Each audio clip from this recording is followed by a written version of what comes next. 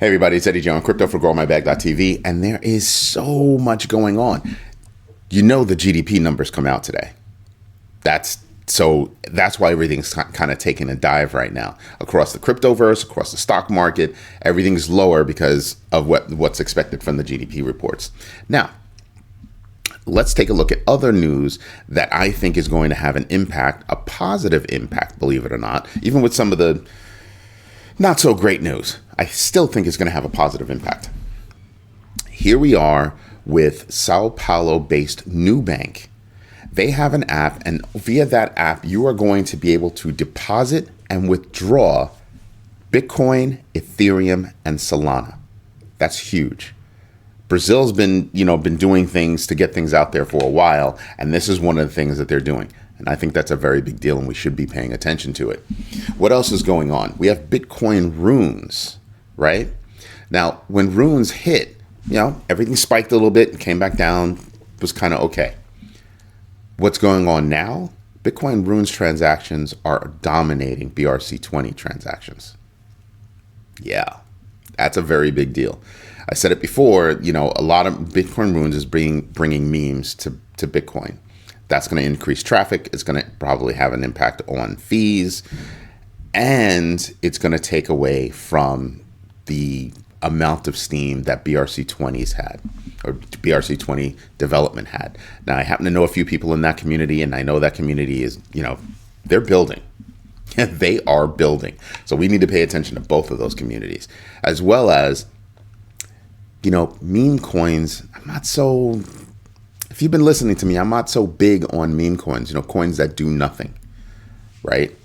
And I think we're going to have to start segmenting that whole space a little bit more than what we have. Not just chalk it off to meme coins, but put them all in the same bucket because they're all the same.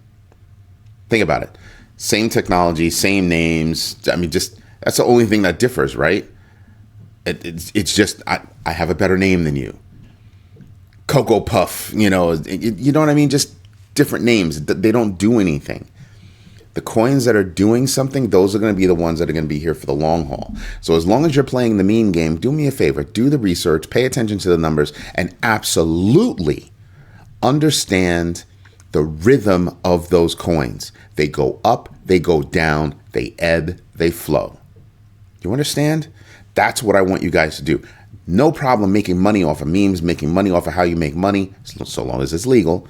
But be careful so you don't get burned, right? If you're going to play with something risky like that, you want to get back your principal at the very least.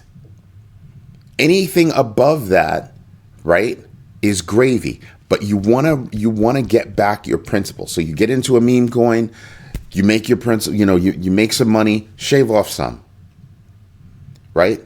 You make a lot of money, shave off some. That way you're playing more with other people's money and less with your own. And that way you can take your money and go do something else with it while you're playing with the other money. But pay attention to those rhythms because those rhythms can be painful, very painful. You don't want to buy when it just went up, by 20. See what I mean? So right now the whole market is down. So if you were going to get involved with memes, now could be a good time. Do your own research and try to figure it out for yourself. What else is going on? Following in the United States footsteps, and probably what a lot of countries are about to do, Canada is going to be implementing new digital asset rules and regulations to kind of combat crypto tax evasion.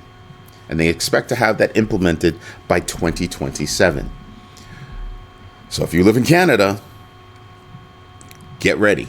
It's going to be a bumpy road a little bit. But, I kind of think about it like this. Most people, I like to believe, most people are not trying to evade taxes. But what they do want is better management of taxes and proper taxation, right? But if you're making money, pay your taxes, right? That way you're never questioned. So in a little while, I'll release a spreadsheet because I don't know about you, but I don't want wherever I trade, and I trade in so many different places, no single place is going to have all of my transactions. So I have an Excel workbook that I use that tracks all of my transactions. Also, because I don't want to use a third-party service all that is a data grab. They want to collect all of your data so that they can sell that data, whether it be in aggregate or whether it be direct, but that's all they want to do. Hence, I have an Excel workbook that I can do that with myself. It will tell me how much, I punch in, this is what I bought, how much it cost, how much the fees were, and it'll tell me, here's your strike price, right? Because just in case you didn't know, just because you bought something at $35 doesn't mean something that strike price is $35. You paid fees to obtain that. 5, 10, 15, 20, whatever it was. So you have to add that, divide that number, and then that's your strike price. And that's only over one transaction. What else my workbook does, it'll say, here are all the digital assets grouped, in aggregate, and here's your aggregate strike price across that whole portfolio. That's what I'm looking for. So that's what I have, and I have to clean it up to kind of, make it look better for you guys, but that's what I plan on coming out with. What else do we have? Well, you have India and Japan teaming up. Why? Because they want to grow Web3 services in that region. I don't know about you, but that's huge. That is absolutely huge. So look at the news that I'm bringing to you right now. There's one more piece of news before I make this point. Morgan Stanley, I've been telling you this for a little bit, for about a month now. Morgan Stanley is expected to unleash its 15,000 brokers to sell Bitcoin spot ETF product.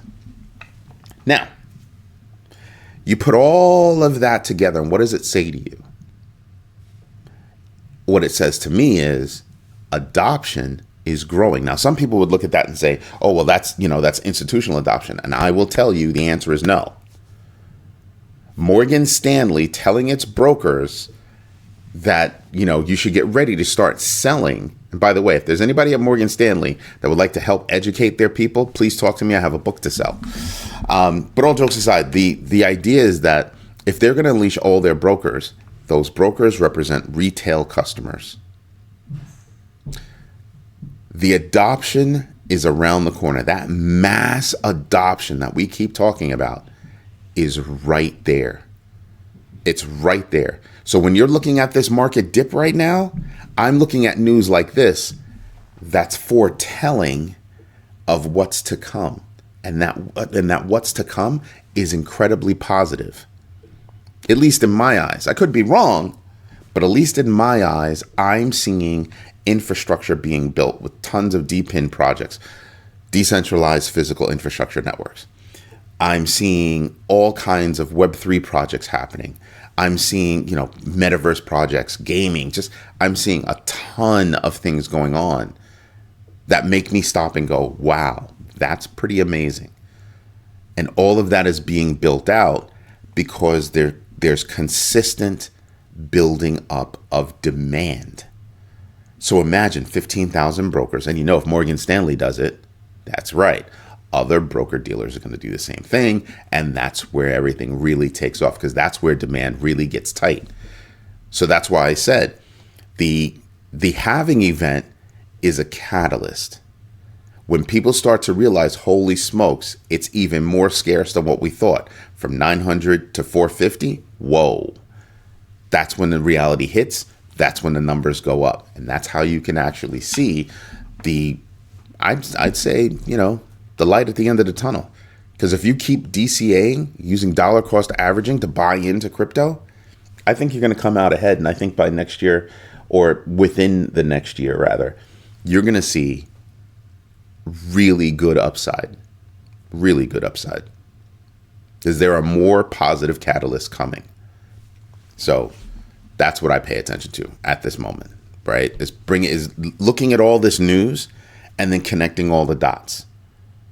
So I don't expect you to do your own research and just sit there, read something, and keep it moving. No, I expect you to start connecting all the dots so that you can make a more informed decision on whether or not you're going to buy, you're going to sell, you're going to get involved, you're not going to get involved, right? That's the idea. But you know what we should do? That's right. We should get into the numbers. So let's go do that. All righty. So economic data, today's Thursday. You can see the GDP number is about to come out about 8:30 today. That's going to be big. It's going to tell us how big, how hot the economy is. And I think that consumer spending is going to start to take a dip over the next few months. Why? Well, you've had a few things happen, right? You've had some layoffs. You still have a lot of jobs going on in the United States. You still have a lot going on. But I think the salaries are taking a little bit of a hit, right? And they're taking a hit, not just from a little bit of a shaving, but also because, why? Inflation. So if you have a job right now and you got a 5% raise, well, you didn't do so well, right? You just took a haircut. Because inflation was at 7. There's your math. So yeah, I'm expecting consumer selling to pull back a little bit, even though summertime is coming. So maybe what'll happen is people will get their tax money back, and they'll kind of be like, and they'll still go out there and spend. I'm not spending jack. I'm investing. I'm buying assets. I am not buying stuff. I'm buying things that will make me money, not buying things that are nice and shiny and pretty. I mean, if I have a pair of sneakers I need to replace, I need some new dress shirts. Yeah, sure. That's stuff that's going to make me money because I have to wear it so I can go do business. But red bottom shoes? Yeah. That's not a thing. That's not a thing. Right? Assets. I'm buying assets. Because what I do now is going to set me up for the future. And that's what I really want. I want to be able to travel the world in the future. So I laid out my plan. This is what I want to do. Boom. That's it. All right. So we're expecting GDP numbers today. I think that's why everything's down. Some people are pointing to other events. No, the GDP numbers are coming, and that's why things are coming down. That's really what's going on. And it actually affected inflows for BlackRock's iShares. So they broke their 71-day, inflow streak. And it's because of this, not because of anything else. Now, Fear and Greed Index remains at 72, not bad. DeFi Llama, we basically didn't move. It's 114.84. I think we went up a hair, maybe 200 million a bit. That's not bad. Okay, we're chilling here for a little bit, right? Now, if you look at the blue bars, right there, you can see that we just touched into my blue band, which starts at 57,686 and caps out at 63,714. All right. We're just touching that right now. But I suspect all of this consolidation is going to maintain, this lateral movement is going to maintain probably for the rest of the week, right? Today, tomorrow, over the weekend. And I think next week's going to be a better week. Everybody will settle down over the economic numbers and everything else.